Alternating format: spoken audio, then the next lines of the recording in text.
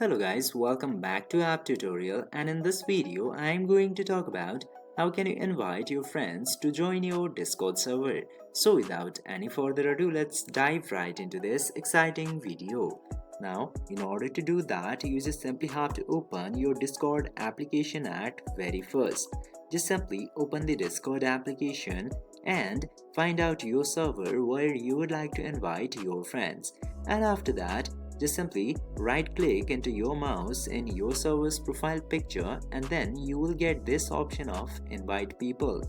Tap to invite people and then Discord will give you this link into here.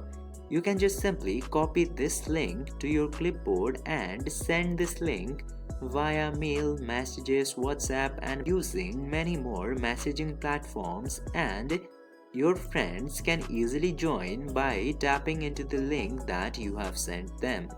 If you want this link to not expire, you just simply have to check this box right here. And after this link will be permanent and they can join it anytime they want. This way, you can very easily send the link and invite your friends into your Discord server. I hope this video was helpful for you. If yes, don't forget to like, share and subscribe to the channel to never miss another update. Thank you for watching the video.